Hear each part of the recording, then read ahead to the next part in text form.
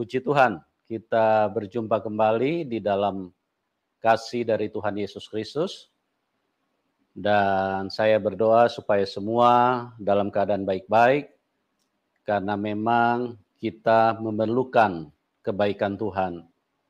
Kita bukan saja memerlukan kebaikan Tuhan, dan kita tahu bahwa hidup manusia tidak mempunyai kebaikan. Dan juga manusia sangat terbatas. Bukan hanya sangat terbatas, manusia memiliki banyak kekurangan di dalam hidup ini. Jadi tanpa kebaikan Tuhan, maka hidup kita akan cacat, hidup kita akan bahaya. Artinya kita tidak bisa menemukan jalan yang sesungguhnya yang kita rindukan di dalam hidup ini.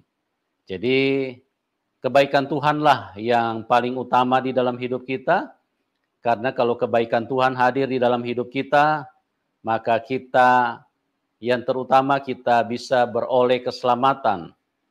Tetapi kalau kita jauh dari kebaikan Tuhan, maka kita tidak akan mengenal keselamatan.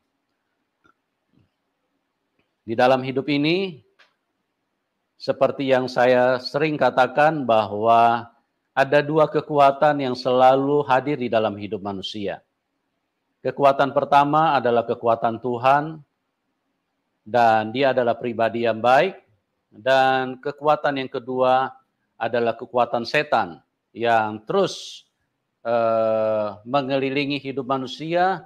Bahkan kekuatan setan itu selalu memaksa manusia untuk manusia melakukan apa yang diinginkan oleh setan. Dan kita tahu bersama pembuktiannya bahwa manusia sejak kecil, manusia sudah pandai berbohong. Ini yang kita harus sadari, bagaimana hanya dua kekuatan di dalam hidup ini yang hadir di dalam hidup manusia. Tidak ada kekuatan yang lain. Oleh sebab itu, pastikan dirimu bahwa engkau bertemu dengan Tuhan yang benar, Tuhan yang baik, Tuhan yang mengasihi hidupmu. Jangan sampai Anda salah di dalam beriman, karena setan itu selalu membodohi manusia, menyesatkan dan membuat manusia akhirnya tidak berjumpa dengan Tuhan. Ya, inilah yang paling penting, karena tanpa kebaikan Tuhan maka manusia akan binasa. Kenapa manusia mati? Itu karena manusia tersesat.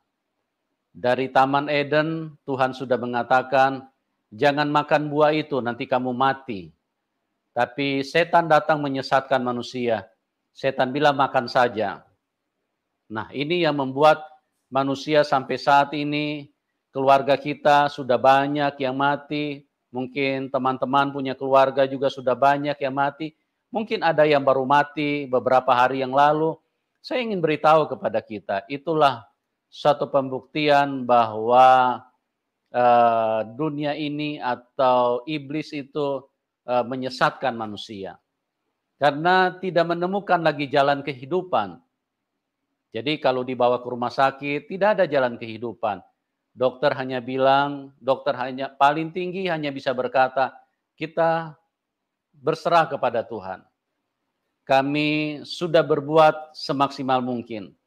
Tapi semuanya itu tergantung kepada kemurahan Tuhan. Nah, di sini kita perhatikan bahwa manusia tidak ada jalan. Kenapa manusia tidak ada jalan? Karena manusia tersesat. Karena tidak ada jalan untuk memiliki kesehatan, maka manusia harus mati. Tidak ada jalan untuk memiliki kehidupan yang diharapkan, maka manusia harus mati. Itu sebabnya kita perlu perhatikan bahwa tidak ada manusia yang mau mati. Manusia berjuang keras untuk menolak kematian, untuk melawan kematian. Coba tanyalah kepada setiap manusia. Manusia tidak menginginkan kematian. Ya, karena kalau ada kematian maka keluarga akan berduka.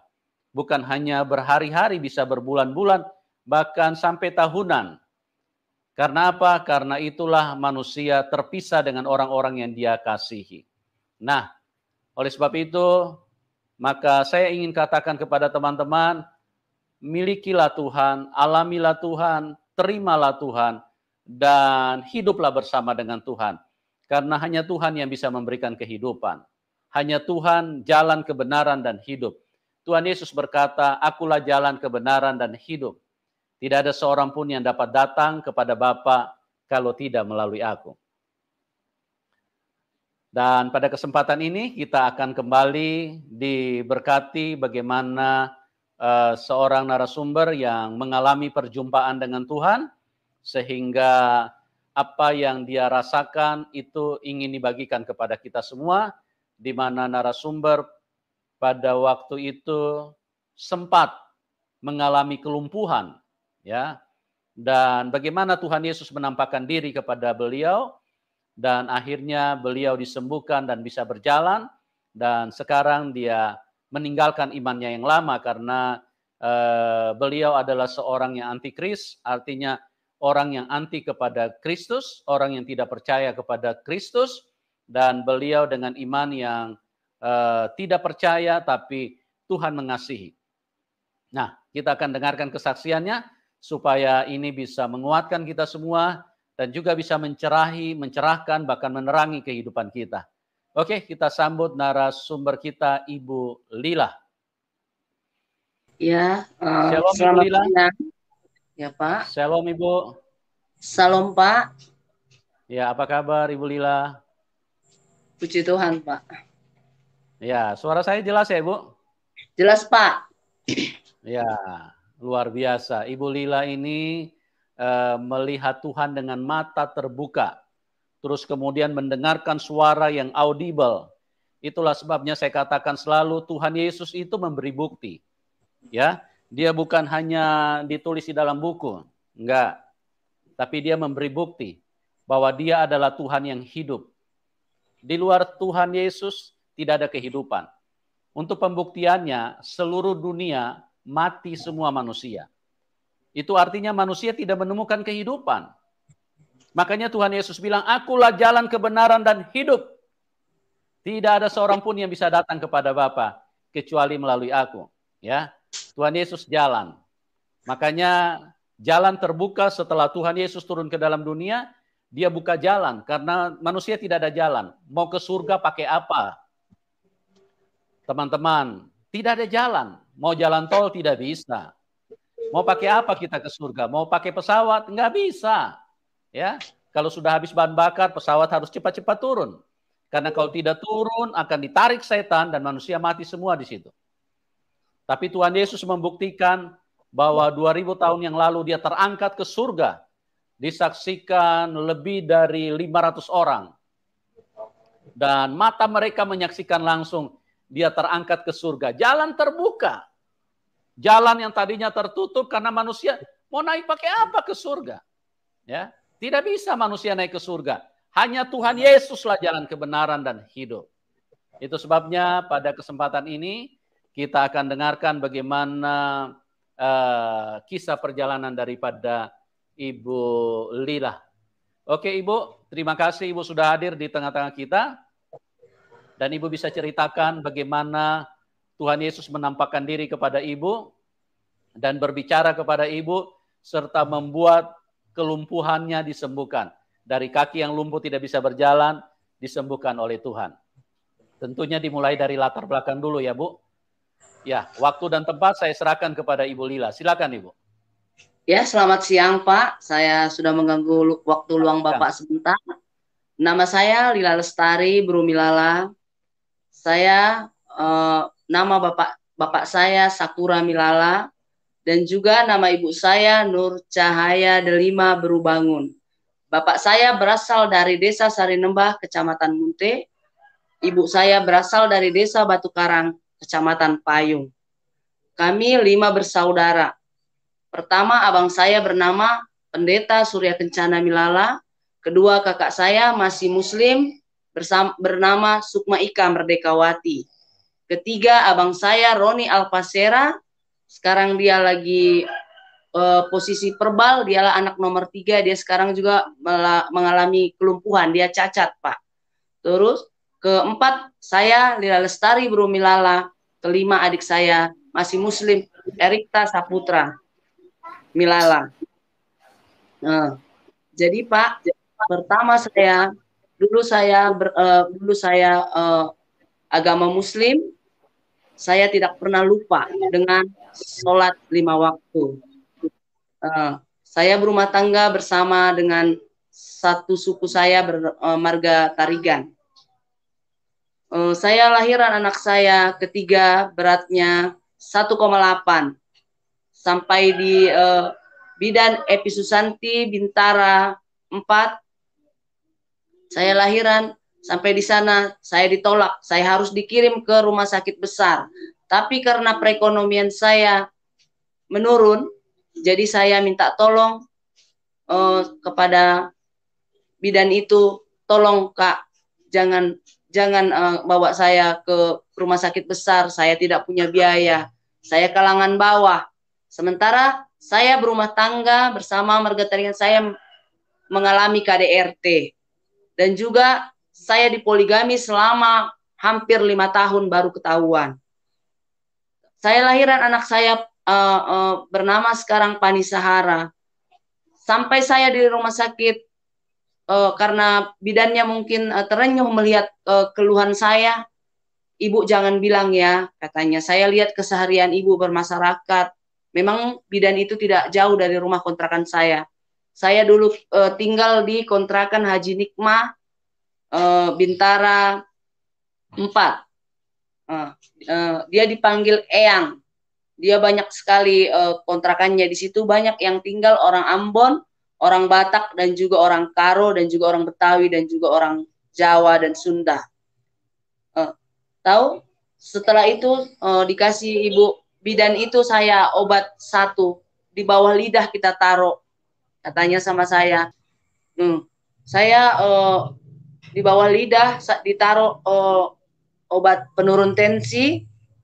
Saya ini kan tiba-tiba dites lagi tensi saya karena sudah ada rangsangan, saya sudah pembukaan 5. Anak saya pertama dan kedua saya tidak pernah susah untuk melahirkan. Tahunya saya lahiran saya jam 8 malam. Jam 8 malam karena ke suami saya tidak ada di rumah pas saya lahiran anak saya. Dia lagi bersama dengan kekasihnya. Saya lahiran jam 8 malam, besok pagi jam 8 pagi saya pulang ke rumah. Sampai saya di rumah, kaki saya ini kebas dan berat yang sebelah kiri. Kronologisnya saya pertama lumpuh. Baru udah gitu saya ini, kenapa kaki saya ini berat? Saya bilang, kenapa kaki saya ini berat? Kok tidak pernah saya seperti ini kalau lahiran? Kenapa ini? Pikir saya. Tahu-taunya saya kaget. Tiba-tiba tidak bisa saya gerakkan lagi kaki saya yang sebelah kiri. Tidak bisa lagi saya gerakkan kaki saya yang sebelah kiri. Tiba-tiba saya mengalami kelumpuhan. Tapi di saat itu lagi kumat, saya tidak tahu berbicara seperti apa. Saya seperti dibebankan batu yang beratnya hampir kurang lebih 100 kilo di paha saya ini, dia sama betis saya ini. Lutut saya ini tidak berdaya sama sekali. Saya tidak bisa menggerakkan kaki saya sebelah kiri. Memang bidan itu berbicara kepada saya, Ibu, kalau ibu saya paksa normal, nanti ada akibatnya. Apapun saya tanggung, karena memang perekonomian saya memang tidak ada. Bukan saya malu-malu berbicara, bukannya saya bilang saya mengeluh dengan hidup, tidak. Saya lahiran tahun 2004, bulan April, 17 April 2004,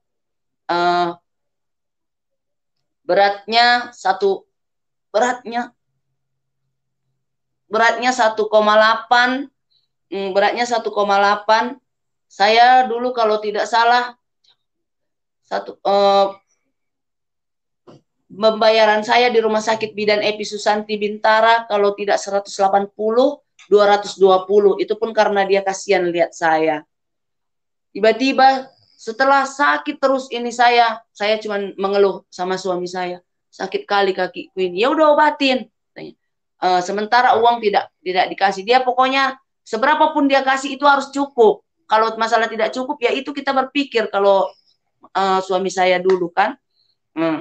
Baru siap seperti itu, saya tiba-tiba kalau lagi sakit, saya tidak mau air mata saya dilihat anak saya.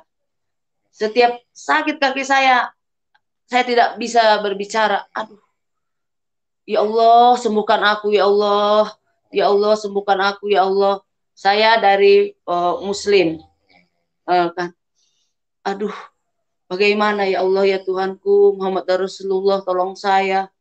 Saya seperti itu, setiap sakit kaki saya ini, saya tidak tahu berbicara apa. Kadang dicubit pun tidak lagi berasa, dipukuli pun tidak berasa. Tapi rasanya saya tidak bisa bilang, seperti ditusuk, seperti nyeri, seperti linu. Dia sudah berlipat-lipat rasa kaki saya yang sebelah kiri ini sakitnya. Baru tiba-tiba pagi-pagi saya elap anak saya yang bayi tadi, saya elap, saya bersihin, saya elap. Mama nggak bisa nemani kamu mulu, kata mama saya almarhum.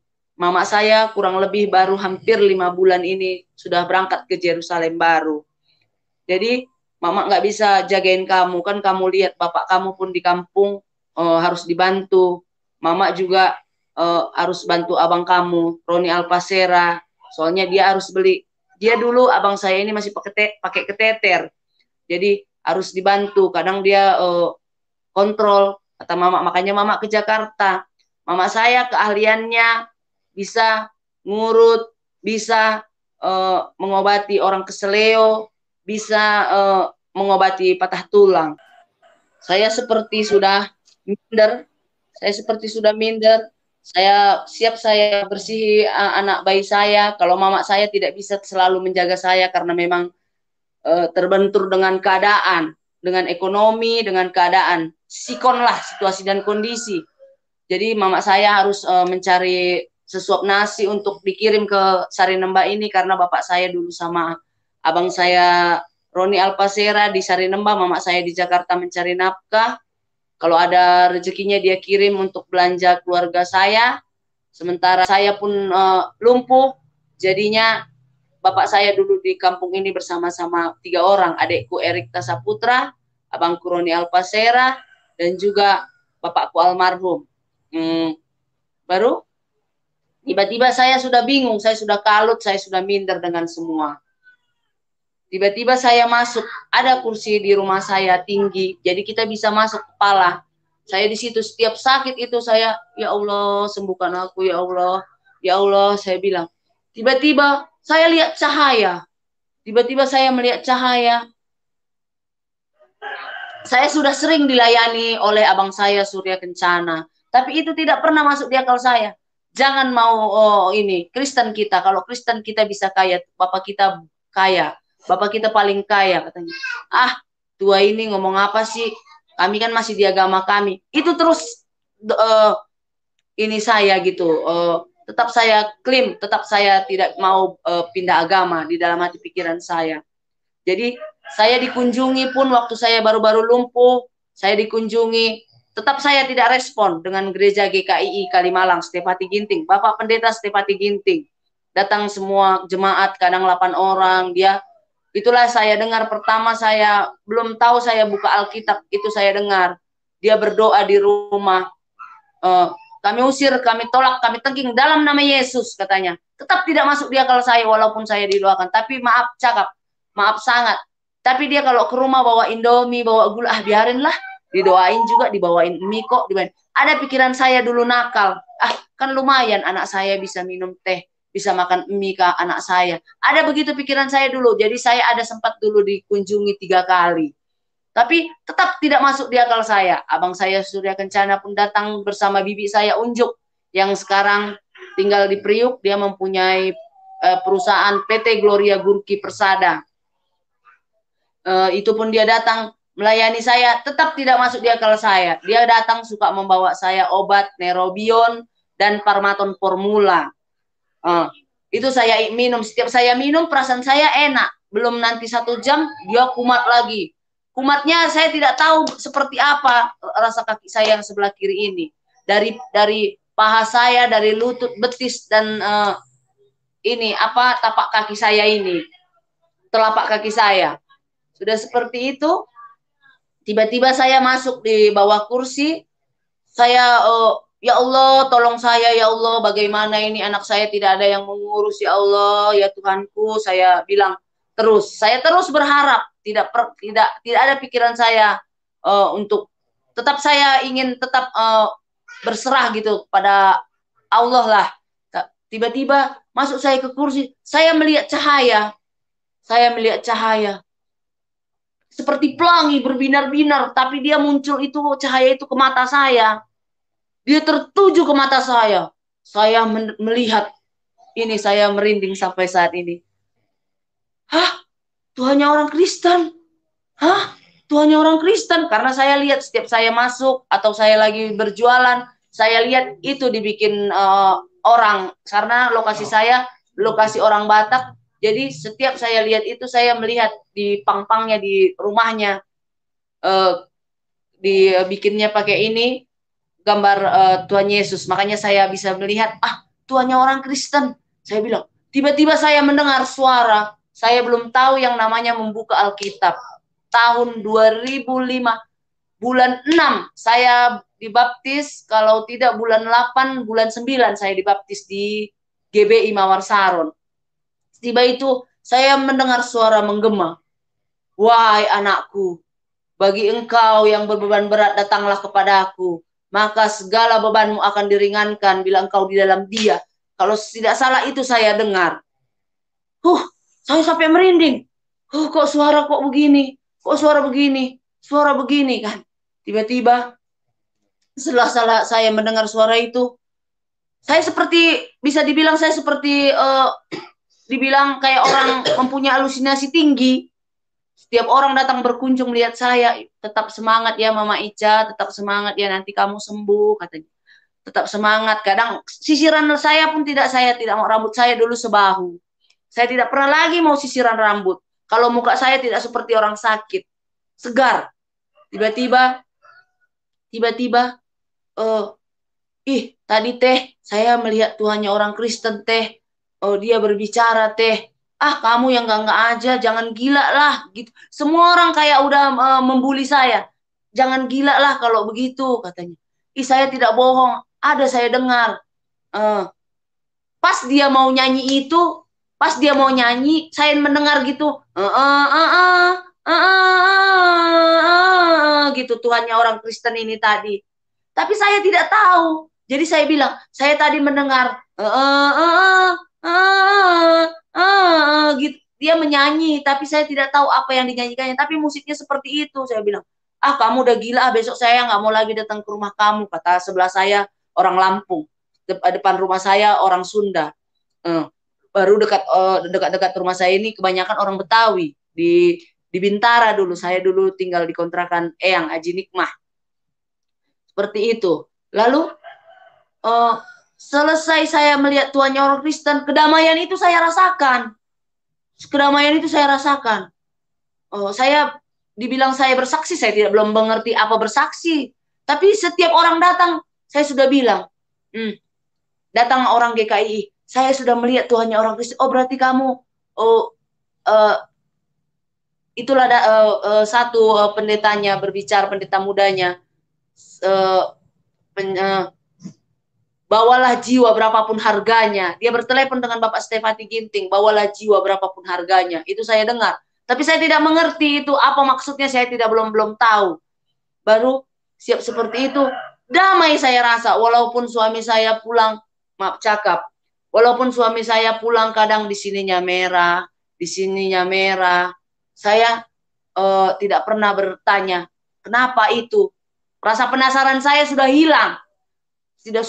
Tapi saya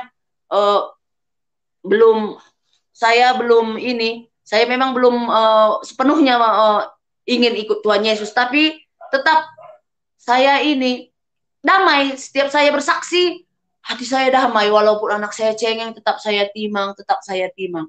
Lalu saya telepon abang saya, Surya Kencana. Bang Tua, saya bilang, apa dek? Aku mau Tua, apa? Aku mau baca-baca buku orang Kristen. Saya tidak tahu namanya Alkitab. Saya tidak tahu namanya Alkitab. Pokoknya saya tidak tahu namanya Alkitab. Pas saya ini,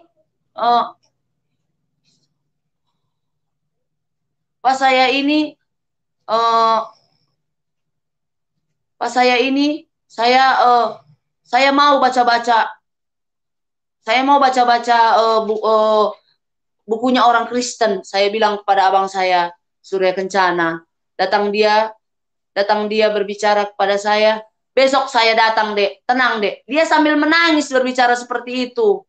Nah, besok saya datang, Dek. Iya, Wah. Saya bilang, datang, Wah. Aku bilang, Adek sembuh, tenang. Adek jangan menangis.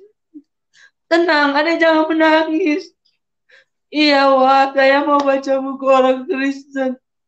Saya bilang, terus datang besok bibi saya. Kalau orang Karo bilang impal. Tapi kalau orang Batak bilang pariban. Datang bibi saya itu, saya dikasih uang. Ini pegang uang, ini. Apa yang kau perlu beli, jangan kau pikirkan. Bapak kita orang kaya, Bapak kita orang yang baik, Bapak kita penuh kasih. Yang penting, kamu harus tetap percaya, katanya. Saya bilang, tapi kalau gereja ke Kelapa Gading, kalau kamu mau gereja ke Kelapa Gading naik taksi, pulang pergi bibi tanggung, katanya. Di situ suami saya bisa dibilang kadang 3 hari sekali pulang, kadang 5 hari sekali pulang. Kalau saya bertanya, itu pasti ada pertengkaran, pasti ada kalau saya bertanya.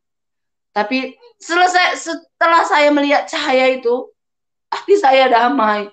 Saya tidak pernah mau bertanya dia gimana. Dia pulang pun walaupun pikiran saya kalut, galau, tapi tetap saya tidak pernah mau bertanya, kemana kamu berapa hari ini? Tidak pernah saya mau bertanya seperti itu. Selesai seperti itu, saya langsung besoknya didatangi saya oleh GKII karena saya pernah bersaksi, saya lihat Tuhan yang Kristen. Itulah saya dibawa ke gereja GKII Kalimalang. Pendeta Stefati Ginting, Bapak Stefati Ginting. Di situ saya mendengar lagu pertama saya injak gereja itu. Bukan dengan barang panah kau menebus dosaku. Tapi pulang dari ibadah itu, perasaan saya nyaman dan tidak nyaman. Saya tidak mengerti. Mengapa saya terus merinding ini? Mengapa terus saya merinding? Saya bilang, kenapa terus saya merinding ini? Kak, kok pulang dari ibadah ini saya terus merinding? Saya telepon abang saya, Surya Kencana. Bang Tua, bilang, apa? Saya hari ini udah ke gereja GKII Kalimalang.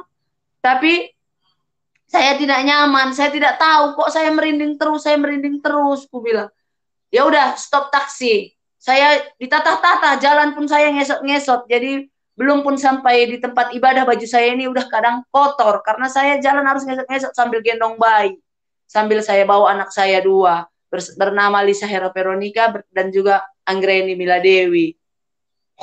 Saya pergi ke gereja, sampai di sana saya ditata, saya ini pelan-pelan, kotor pun nggak apa-apa bajunya, nanti bisa kita inikan, katanya. Tiba-tiba pas di situ di GBI Mawar Saron saya ibadah jam 5. Tiba-tiba di situ ada tim pendoa datang. Maaf, sangat saya lupa dengan Bapak itu, tapi dia sering dulu masuk di TPRI, penerjemah bahasanya orang Ambon, perempuan. Bapak itu mempunyai uban kanan kiri di sini. Dia badannya tinggi besar. Dia badannya tinggi besar.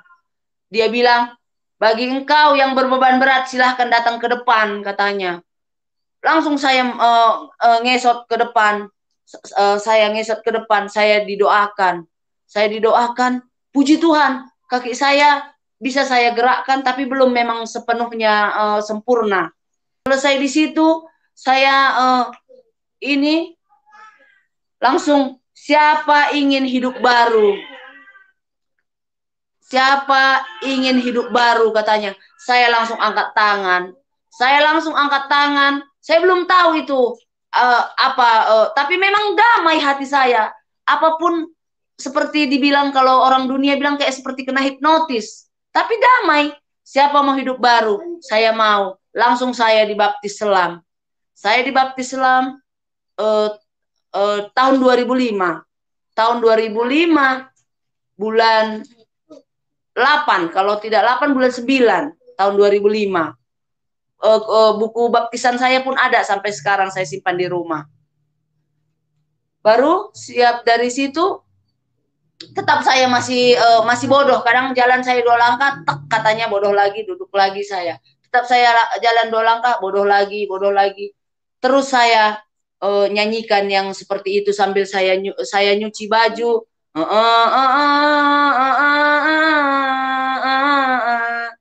Ku tahu Tuhan pasti buka jalan. Seperti itu. Setiap saya dibaptis selam, saya selalu tumpang tangan. Saya selalu tumpang tangan, Tuhan. Tuhan. Saya berbicara pun dulu, berdoa pun saya belum sempurna. Saya belum tahu gimana berbicara, gimana berdoa seorang Kristen. Bapak, tolong Bapak jamah suami saya supaya dia jujur, Bapak. Apakah memang saya sudah diduakan? Jadi tetap, walaupun saya masih tertatih-tatih berjalan, saya tetap ingin, biarlah rohmu menyala-nyala dan layanilah Tuhan. Itu terus masuk di hati pikiran saya. Dan juga saya dilayani oleh abang saya Surya Kencana. Itu yang dia bilang pada saya, pencobaan-pencobaan yang dia berikan tidak pernah melebihi dari kekuatanmu. Dan juga adikku, segala air matamu akan diperhitungkan. Itu saya ingat sampai sekarang, firman Tuhan. Firman Tuhan yang dilayani oleh abang saya Pendeta Surya Kencana Milala. Baru siap seperti itu, langsung saya tumpang tangan. Jam berapapun ibadah di Mawarsara, walaupun saya jalan 5 langkah, tertatah-tatah saya 5 langkah, lalu berhenti lagi, saya minum. Kemanapun saya harus bawa minum. Bahkan bisa saya bawa minum karena saya tidak tahan capek, bisa saya bawa sampai 3 botol aqua sedang itu di dalam tas saya. Karena saya kalau capek sedikit minum. Tiba-tiba pas saya udah sering saya mau baca, saya berdoa karena saya dengarkan waktu itu Gembala Sidang Yakob Nohoy berbicara, mana yang kamu minta pasti kamu letakkan tanganmu di Alkitab ini, kamu buka firman Tuhan, itulah yang kamu ditegur Tuhan katanya. Saya akan menjauhkanmu dari kutuk dan tulah.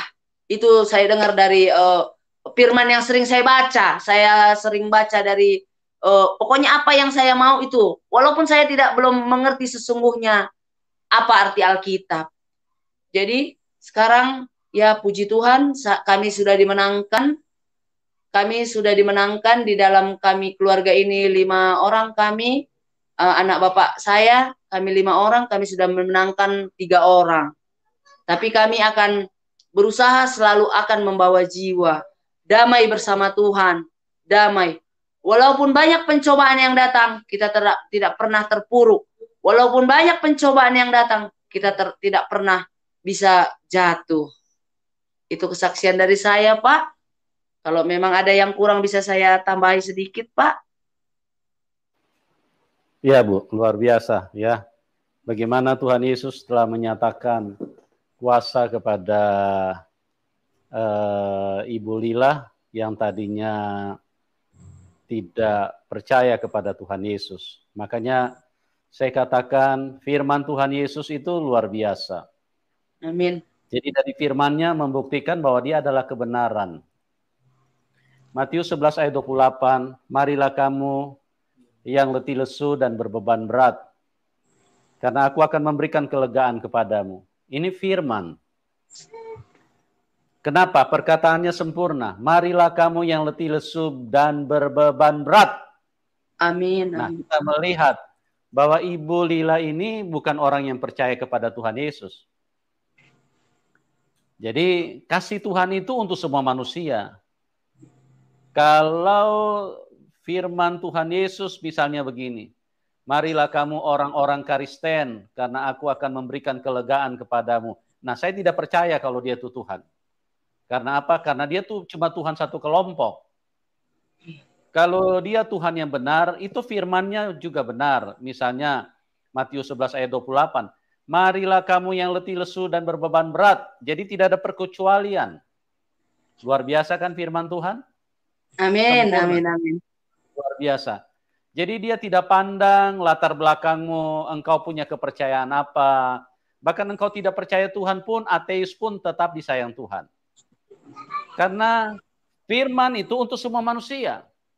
Marilah kamu yang letih, lesu, dan berbeban berat, karena aku akan memberikan kelegaan kepadamu. Dan itu juga suara yang didengar oleh Ibu Lila. Luar biasa kan? Jadi sekalipun manusia tidak percaya kepada Tuhan Yesus, firman Tuhan itu tidak dipengaruhi. Tidak dipengaruhi dari kepercayaan manusia, tidak dipengaruhi dari situasi dan kondisi yang dimiliki oleh manusia.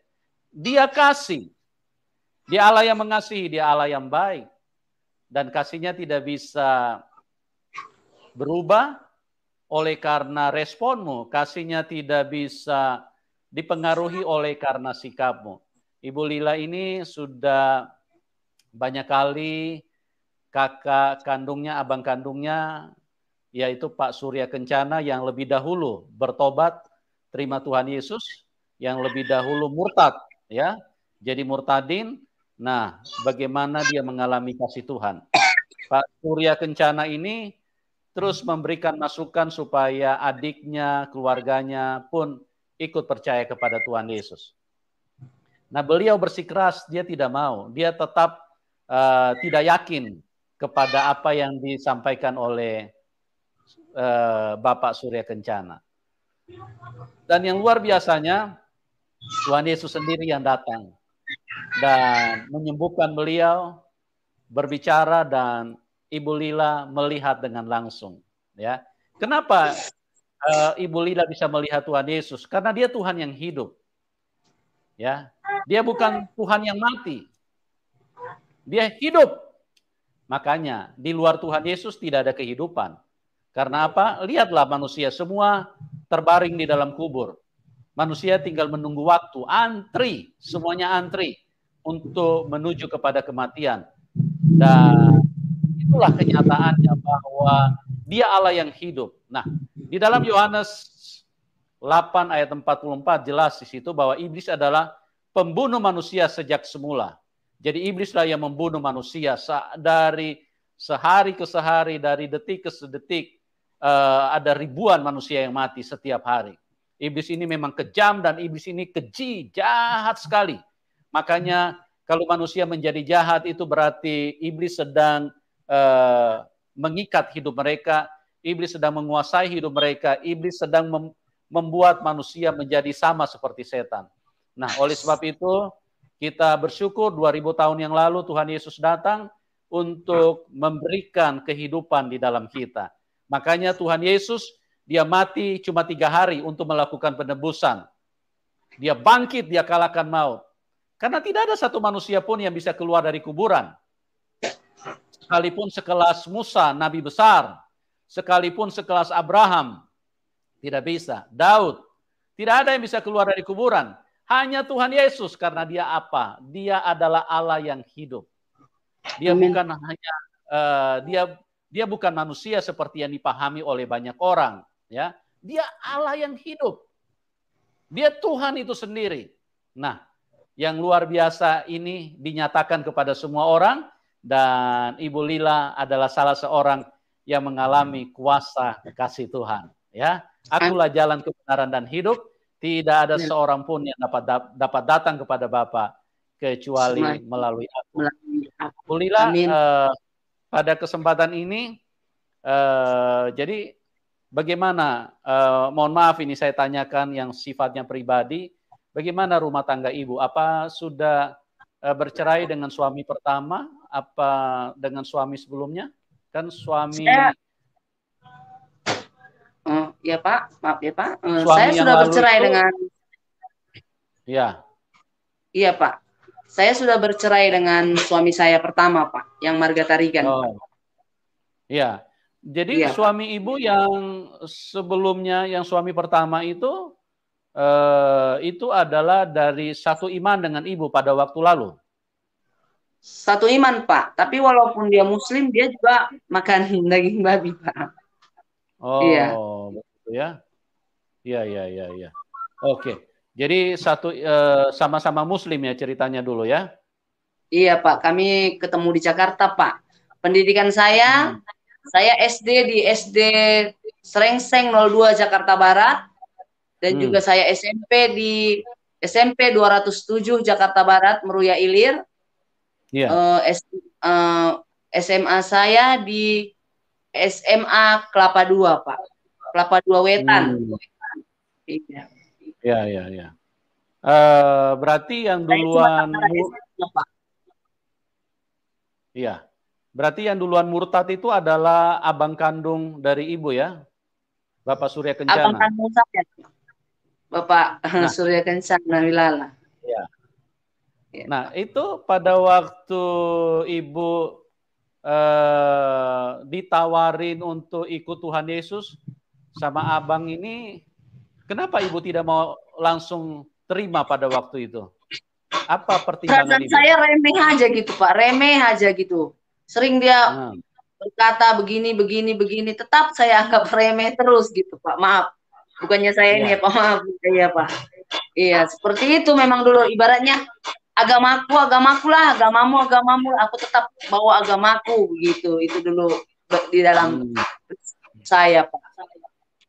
Oh, jadi ibu tetap yakin bahwa agama ibu pada waktu itu jauh lebih baik daripada apa yang diyakini oleh abang kandungnya? Iya, Pak. Sempat saya dulu bilang, karena abang saya kan juga ya MTQ, bagus dia untuk baca Al-Quran gitu, baca ajan. Dia sering dulu gitu, Pak, di Desa Batu Karang, Pak.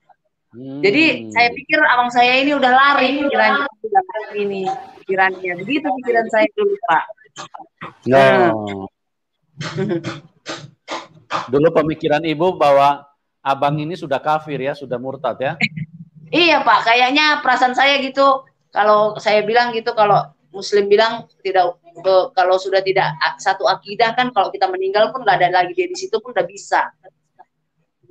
Nggak ada apa, Bu? Kalau kita tidak satu akidah, maksudnya tidak satu akidah itu, Pak, agama sudah berbeda. Kalau agama sudah berbeda, meninggal gitu, kayaknya gimana sih, Pak, kalau bisa dibilang najis gitu, Pak, najis. Oh. Iya, Pak. Iya. Jadi luar biasa ya bagaimana kasih Tuhan telah menjamah ibu. Oke, ibu bisa ceritakan setelah ibu percaya Tuhan Yesus pada waktu itu, apa kaki ibu langsung disembuhkan Tuhan pada waktu ibu melihat penglihatan itu? Bisa dibilang, Pak, kedamaian saya rasakan, kaki saya pun bisa saya gerakkan, yang kiri ini, Pak, bisa saya gerakkan. Tapi memang kalau untuk berjalan saya masih bertati-tati. Sebelum saya baptis selam, Pak, itu belum sepenuhnya sempurna, Pak. Sebelum saya baptis selam. Jadi setelah baptis selam baru sembuh sempurna. Iya, Pak. Terus saya satu lagi saya kasih tambahan kepada Bapak. Setelah saya mendapatkan kasih Tuhan kita Yesus Kristus, saya mempunyai otodidak, Pak. Otodidak. Saya mempunyai otodidak. Bisa saya ngurut, Pak. Ngurut. Saya bisa ngurut. Inilah tangan saya pekerja keras, Pak, tapi tetap halus karena Bapak kita selalu menjaga. Saya lebih sudah 1000 orang saya urut, Pak. Puji Tuhan, yang tidak bisa duduk, yang lemah syahwat, yang kanker payudara, yang peranakannya jauh, yang susah dapat momongan. Puji Tuhan, Pak, dari tangan saya ini, Pak, dititipkan Tuhan Yesus. Bersinar, Pak. Bersinar semua, Pak. Bersinar. Bersinar kemuliaan. Amin. Jadi teman-teman, teman-teman memang itulah bahwa kita mempercayai Tuhan Yesus itu bukan sekedar mempercayai huruf-huruf ini yang tertulis di sini, enggak. Karena Tuhan Yesus itu terbukti. Jadi firman-Nya itu ditulis, apa yang ditulis itu menjadi kenyataan bahwa kita diberi kuasa. Kisah 1 ayat 8. Apabila Roh Kudus turun ke atas kamu, maka kamu akan beroleh kuasa. Itu sebabnya Ibu Lila ini mengalami kuasa Tuhan, ya. Jadi bagaimana tadi beliau menceritakan orang yang mengalami penyakit, yang keseleo, bahkan yang penyakit-penyakit berbahaya, ya maaf seperti lemah sawat dan penyakit-penyakit lain, ya, itu mengalami kesembuhan. Sebetulnya bukan tangannya Ibu Lila yang punya kuasa, tidak. Tapi karena firman Tuhan terbukti. Di dalam Korintus dikatakan bahwa kamu adalah bait Allah, bait daripada Roh Kudus. Jadi Roh Kudus itulah yang tinggal di dalam kita, itulah yang bekerja, yang menyembuhkan dan menolong banyak orang lewat kehidupan Ibu Lila. Amin. Jadi kita percaya Tuhan Yesus bukan percaya beli kucing dalam karung, tapi dibuktikan. Nah, teman-teman, kehidupan iman itu, pembuktian itu sangat mutlak, sangat utama. Bagaimana kita bisa percaya kepada Tuhan kalau tidak terbukti? Ya, misalnya kita bilang Dia Maha Kuasa. Nah, sudahkah kita melihat kuasanya? Kalau kita belum melihat, ya berarti kita hanya percaya kepada buku. Tapi kalau kita melihat kuasanya, berarti itulah membuktikan bahwa yang ditulis di dalam buku itu adalah firman Tuhan. Tapi kalau tidak terbukti, maka itu berarti bukan firman Tuhan. Karena apa? Karena firman Tuhan itu mutlak, itu kebenaran. Kalau ditulis Dia Maha Kuasa, kamu akan beroleh kuasa, maka akan terjadi di dalam hidup kita. Luar biasa sekali. Karya Tuhan yang menjamah, menyelamatkan seorang Ibu Lila, yang seperti saya katakan Matius 11 ayat 28, Tuhan cinta segala bangsa. Tuhan Amin. sayang kepada semua bangsa. Baik yang kulit putih, kulit hitam, kulit abu-abu, ya mungkin kulit warna apapun, Dia sayang semua manusia.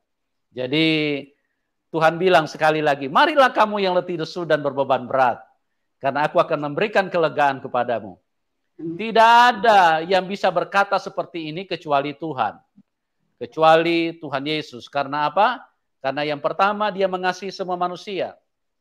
Dia tidak peduli apapun latar belakangmu. Dia cinta sama semua manusia. Itulah Tuhan yang benar. Kalau iblis itu jahat, ya, dia hanya menghendaki kematian supaya manusia mati terbunuh. Karena Yohanes 8 ayat 44, iblis adalah pembunuh manusia sejak semula. Ya, makanya dia merusak pikiran manusia, dia memasukkan kebencian, iri hati, amarah, pertikaian, pertengkaran, fitnah, dan ujung-ujungnya manusia saling membunuh. Karena memang setan itu sangat jahat. Setan itu haus darah. Dia sangat menginginkan kematian manusia. Dia tidak ingin manusia hidup. Nah, inilah setan yang sangat berbahaya, supaya jangan sampai hidup kita terintimidasi atau termakan perkataan-perkataan dari setan, karena setan itu sangat jahat dan sangat ingin supaya semua manusia menderita. Karena tabiat setan itu adalah bertentangan dengan Tuhan. Tabiat Tuhan adalah kasih. Hakikat Tuhan adalah kasih. Jadi luar biasa apa yang dinyatakan Tuhan kepada Ibu Lila. Oke, Ibu Lila, mungkin saya ingin bertanya, setelah Ibu percaya Tuhan Yesus, tantangan apa saja yang Ibu hadapi pada waktu itu? Apakah Ibu bagaimana? Apakah ada orang yang tidak suka atau mungkin melakukan tindakan-tindakan yang membuat Ibu harus tinggalkan Tuhan Yesus? Apakah Ibu menemukan seperti itu? Saya menemukan, Pak. Itu dari kakak saya sendiri, kakak kandung saya sendiri. Dia setiap lewat depan rumah saya, lewat rumah orang kafir, lewat rumah orang kafir katanya, Pak. Terus bagaimana reaksi Ibu setelah dikatakan bahwa ibu orang kafir, apakah ibu menyesal ikut Tuhan Yesus? Tidak, Pak. Tetap saya pegang teguh, Pak.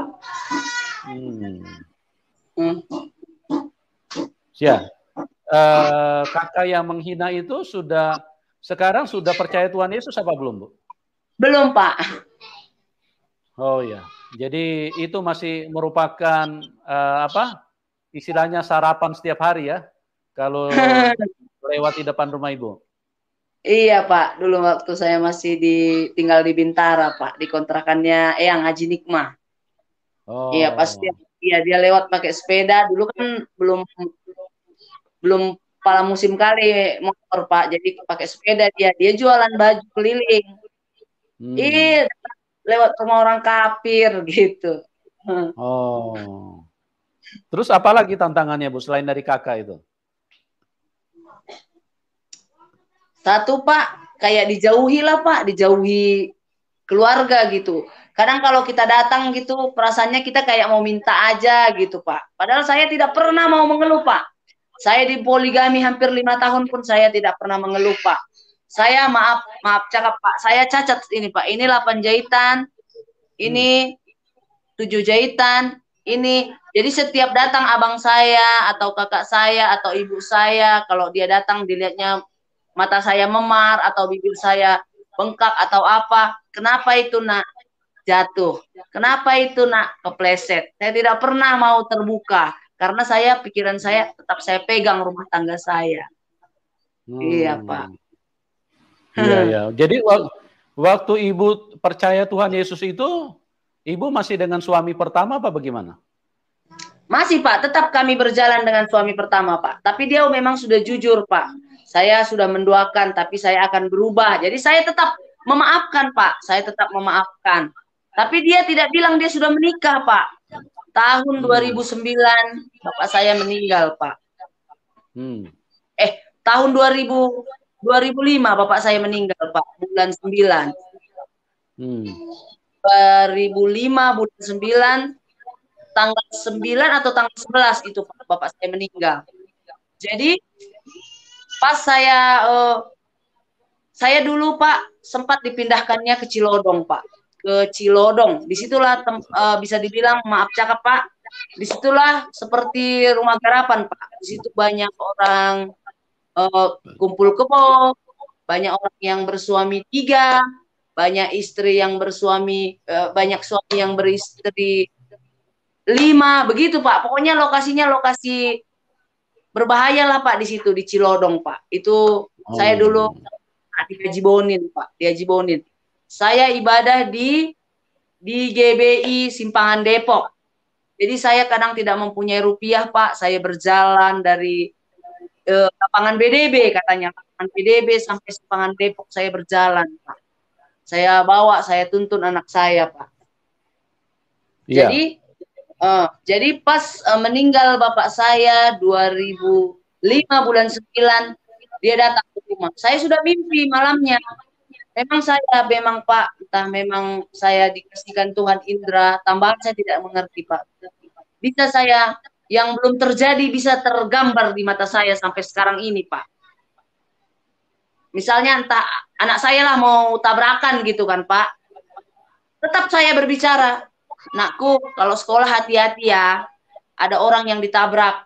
Hati-hati ya." Entah mengapa, tapi saya tidak tahu apa yang terjadi. Tapi udah saya lihat gitu, Pak, depan mata saya gitu. Saya tidak tahu kapan itu terjadinya gitu. Saya tidak tahu, Pak. Tapinya memang saya udah melihat gitu, Pak, sampai sekarang ini, Pak. Saya rasakan itu, Pak. Bahkan kalau orang yang saya urut, Pak, yang saya urut walaupun tangannya kadang tidak bisa mengangkat, kakinya tidak bisa melipat seperti ini.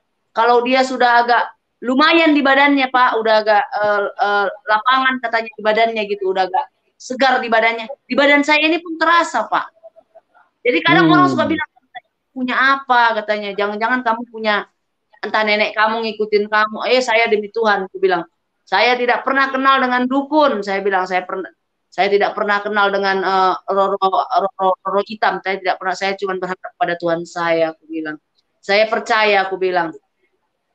Bagi kita yang percaya kepadanya, kita tidak pernah akan binasa, melainkan beroleh hidup kekal.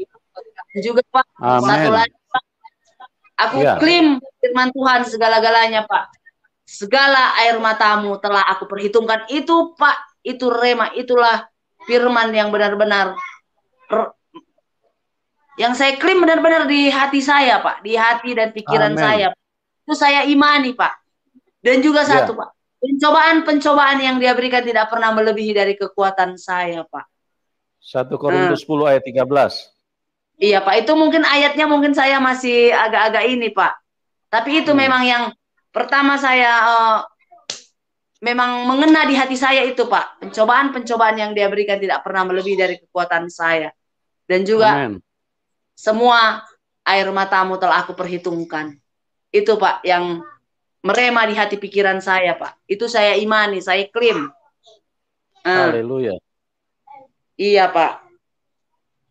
Baru kan Pak, pas datang dia, saya bermimpi, bapak saya datang, anak saya ke Ica, ayo nak, jalan-jalan yuk sama Bayak. Kalau di kampung kami ini Pak, di Sarinemba ini kalau manggil kakek Bayak, kalau manggil Simiring Milala Pak, ayo jalan-jalan sama Bayak. Dalam mimpi saya itu Pak, kalau jalan-jalan berarti nggak bagus dong. Apa ini yang terjadi gitu. Tapi kan saya tidak bisa menerka-nerka langsung saya bercerita, wow ada akan terjadi seperti ini gitu kan Pak.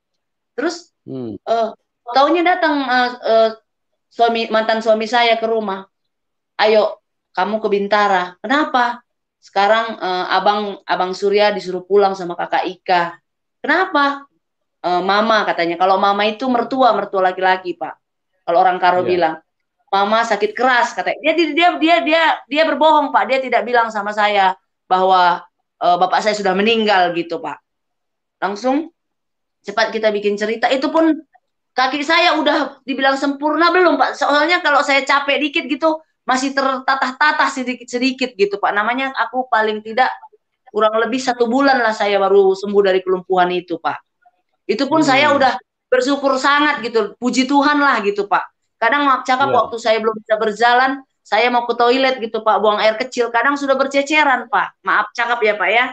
Kadang saya mau ke kamar mandi gitu kan Pak, saya mau buang air kecil, itu kadang sudah berceceran. Sementara masak apa juga harus saya lakukan, namanya saya ibu rumah tangga.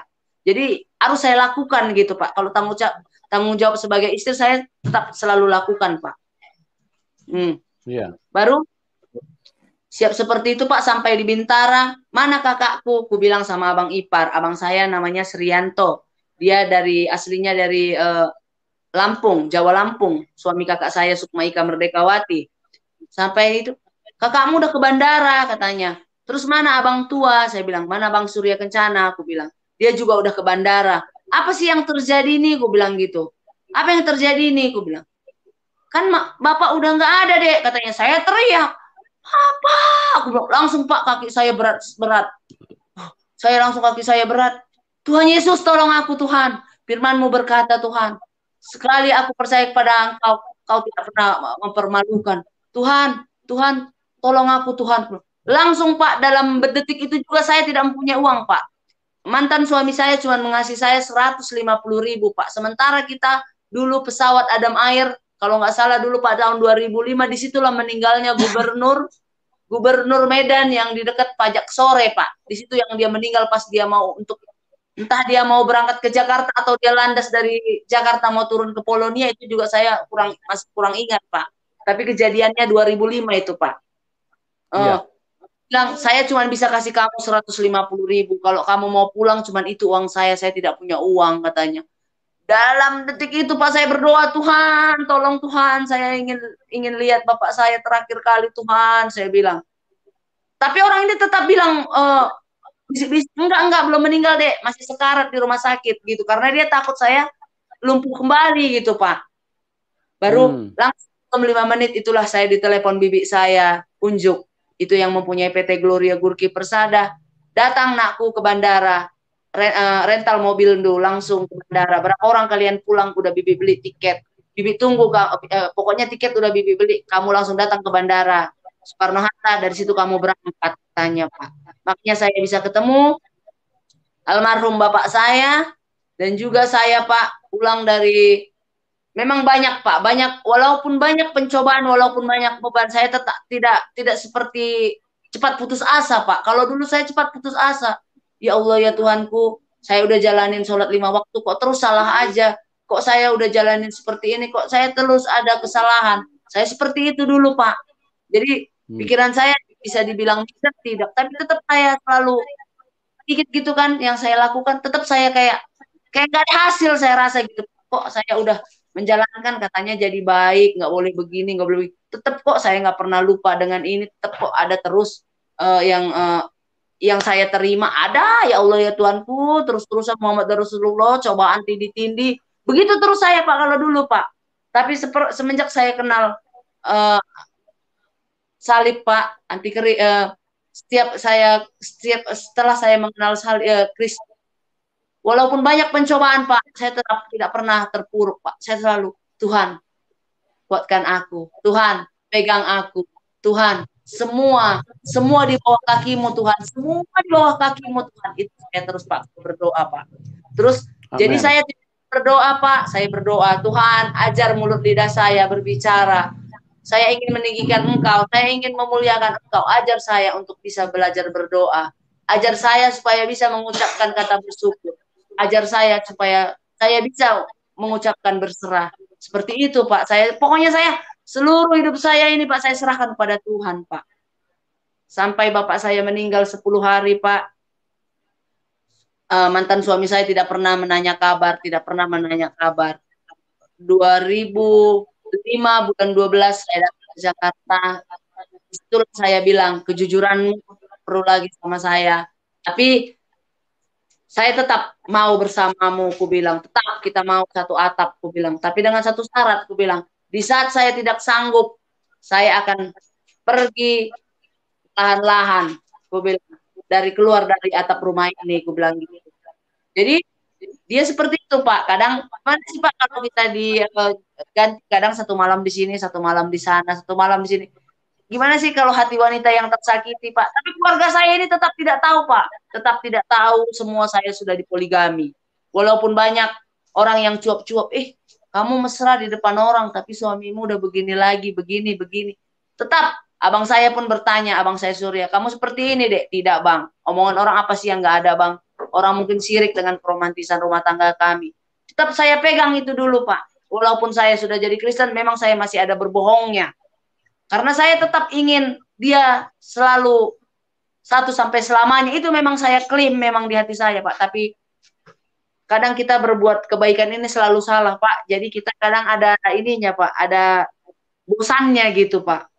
Jadi suatu saat, Pak, bayangkan, Pak, kita anak 3 di Jakarta, dikasih cuma 30.000. Sementara kita ngontrak, minum susu. Jadi kan kita sudah bingung, Pak. Semua. Kalau uang lebih dari sedikit kelebihan saya keluarkan, misalnya uangnya dikasih 35.000, bisa saya habiskan 37.000. Memang nggak punya otak kau, dasar binatang, begu. Itu dia terus Pak. Kalau di pikiran saya ini Pak, nggak punya otak.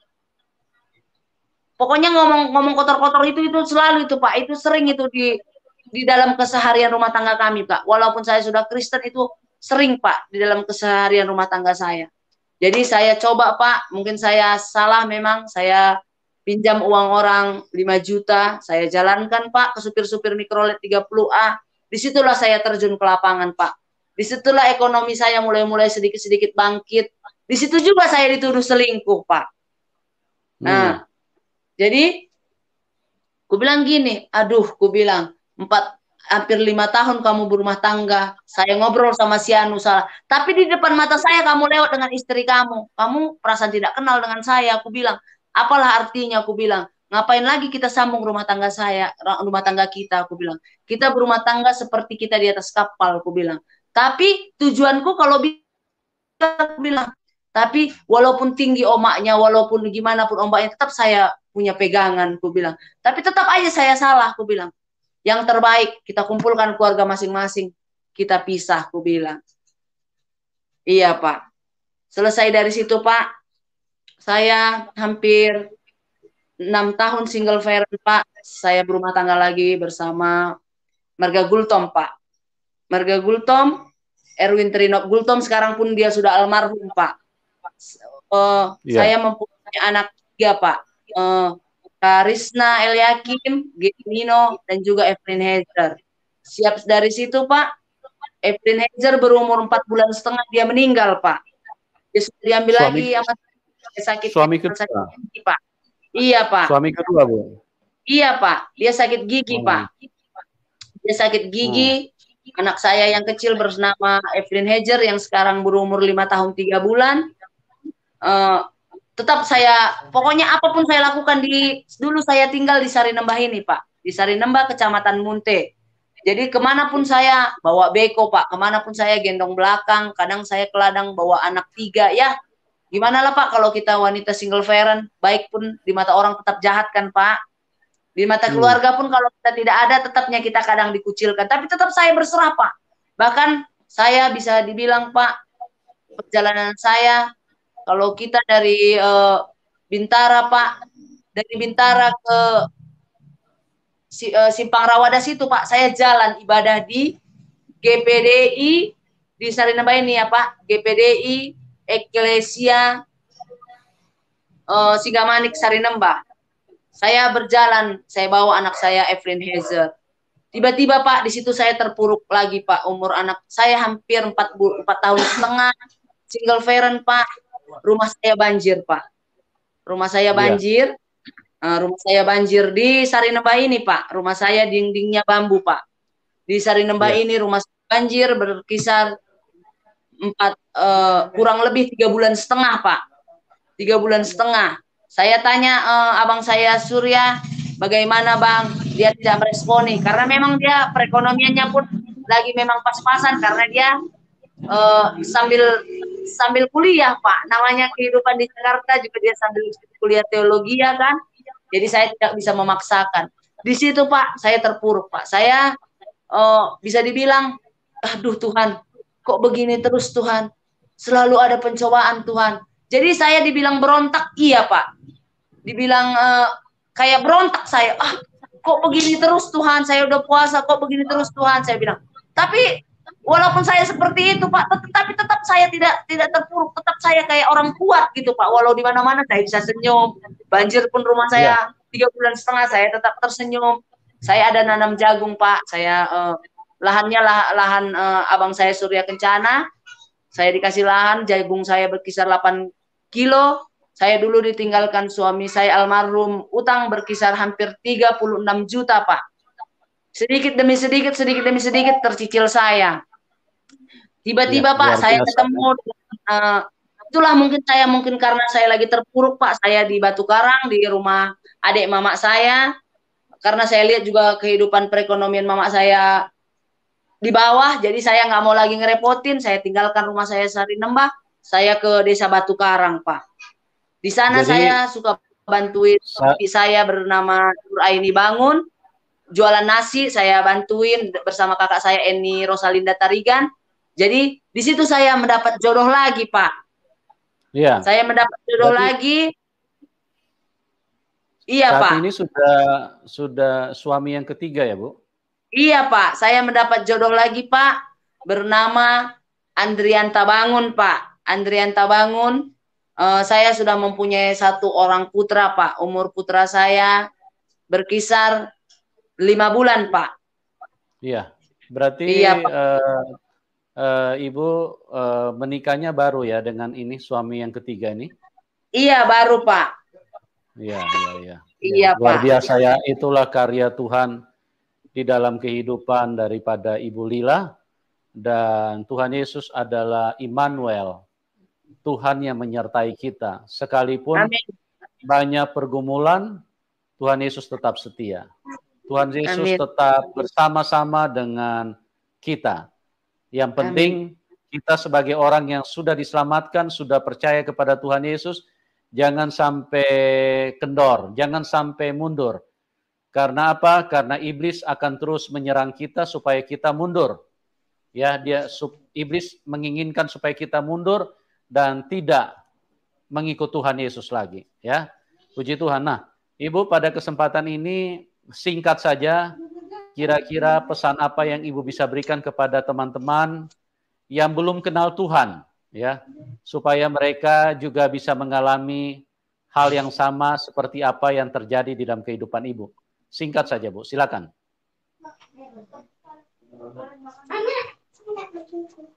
Iya, Pak. Ya, Ibu bisa dengar saya? Dengar, Pak. Ya, Ibu singkat saja sampaikan pesan kepada teman-teman yang belum kenal Tuhan Yesus supaya mereka juga artinya ada apa? Ada kemurahan Tuhan di dalam hidup mereka supaya mereka juga bisa mengalami hal yang sama seperti apa yang Ibu alami. Silakan, Bu, singkat saja. Pesan apa yang Ibu bisa berikan kepada teman-teman yang menyaksikan acara ini yang belum kenal Tuhan? Ya, pada saudara-saudaraku yang belum mengerti arti keselamatan, kita hidup tidak bisa dengan kuat gagah kita sendiri. Kita hidup tidak bisa mengandalkan kekuatan kita. Di saat kita mengandalkan kekuatan kita, Tuhan pasti akan menjatuhkan kita. Tapi kalau kita bersandar penuh kepada Tuhan, kita selalu diberikan kekuatan dan kita tidak akan sampai terpuruk. Selalu ada jalan keluar. Immanuel, Tuhan Yesus adalah jalan dan kebenaran bagi kita semua.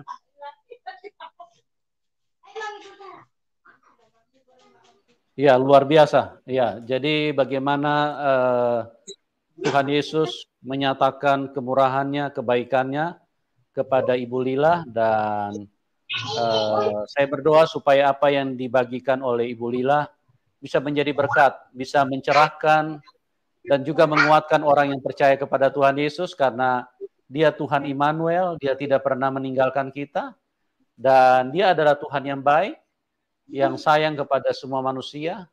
Siapapun Anda, Bu Lila adalah salah satu bukti lagi bahwa kasih Tuhan melampaui segala dimensi.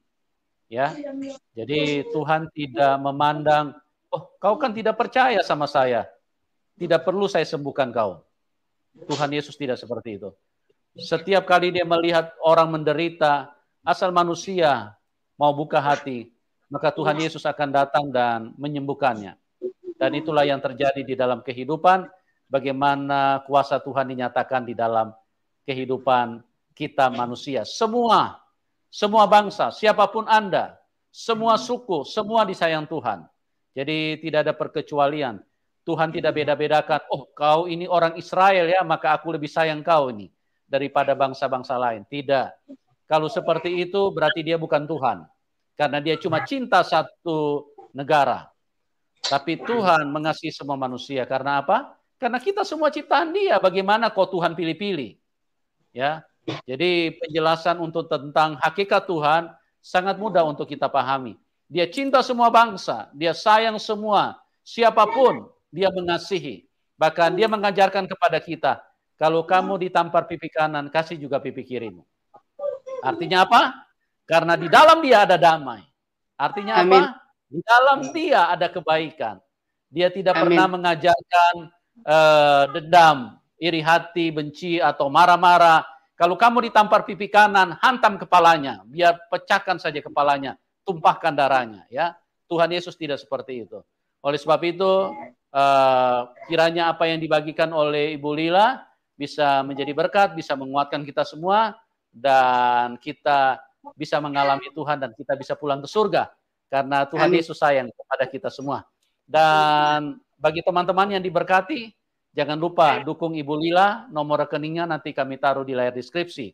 Ya, kita dukung semua orang yang aktif di dalam pelayanan untuk menyampaikan Injil, memberitakan Injil supaya apa yang Tuhan sedang kerjakan di dalam hidup mereka tidak terhambat. Sebab itulah yang Tuhan nyatakan di dalam firman-Nya, bahwa kita dipanggil untuk saling mengasihi. Tuhan Yesus memberkati kita semua, dan terima kasih buat Ibu Lila atas kesaksiannya yang luar biasa. Saya berdoa Ibu tetap setia dan tambah menyala-nyala di dalam Tuhan, karena tantangan akan semakin besar, tapi jangan mundur, tetap setia, karena itulah yang Tuhan rindukan di dalam hidup ini, bahwa Tuhan sudah menyatakan, kalau kamu ikut aku, kamu harus pikul salib. Jadi itu sudah dinyatakan di dalam firman Tuhan. Oke, buat semuanya terima kasih. Tuhan Yesus memberkati kita semua dan kita berjumpa di program selanjutnya dan salam kemenangan. Amin.